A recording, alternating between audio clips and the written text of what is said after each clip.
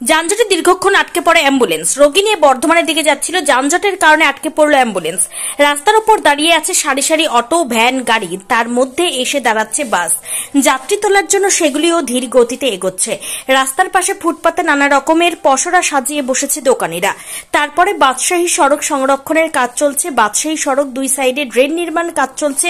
কুলি চৌরাস্তা বাজার এলাকার বাদশাহী সড়ক এই পরিস্থিতির জন্য যানজট হচ্ছে। এলাকাবাসীরা জানান, পরিস্থিতি মারাত্মক হয়। মঙ্গলবার 9টার সময় ওই রাস্তায় যাতায়াত কার্যত বন্ধ হয়ে যায়।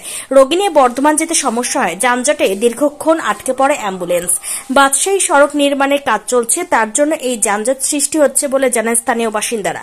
অ্যাম্বুলেন্স চালক আমিরুল হোসেন বলেন, আমি রোগী আনতে যাচ্ছি কুমড়াই গ্রামে, যানজটের মধ্যে আটকে গেছি। রোগীর পরিজনরা বারবার ফোন করছে। রাস্তা নির্মাণের কাজ চলছে, তার জন্য এই যানজট। অপর অ্যাম্বুলেন্স চালক বলেন, আমি রোগী নিয়ে বর্ধমান যাচ্ছি। অনেকক্ষণ হলো রোগী নিয়ে আমি যানজটের মধ্যে আটকে গেছি।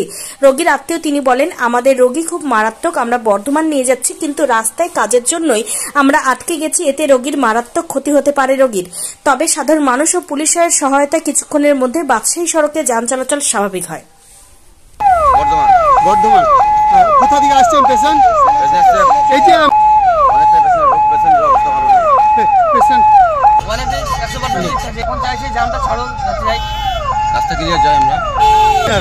আমরা তো চাই যত তাড়াতাড়ি পরিষেবা দেওয়ার জন্য আমরা চেষ্টা করি, কিন্তু এই জামের জন্য আমরা পারি না সেটা পরিষেবা দিতে। কি নাম আপনার? আমার নাম আমিরুল হোসেন।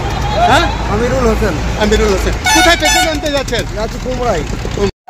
যানজটে দীর্ঘক্ষণ আটকে পড়ে অ্যাম্বুলেন্স। রোগী নিয়ে বর্ধমানের দিকে যাচ্ছিল, যানজটের কারণে আটকে পড়ল অ্যাম্বুলেন্স। রাস্তার উপর দাঁড়িয়ে আছে সারি সারি অটো, ভ্যান, গাড়ি, তার মধ্যে এসে দাঁড়াচ্ছে বাস। যাত্রী তোলার জন্য সেগুলিও ধীর গতিতে এগোচ্ছে। রাস্তার পাশে ফুটপাতে নানা রকমের পসরা সাজিয়ে বসেছে দোকানিরা। তারপরে বাদশাহী সড়ক সংরক্ষণের কাজ চলছে। বাদশাহী সড়ক দুই সাইডে ড্রেন নির্মাণ কাজ চলছে। কুলি চৌরাস্তা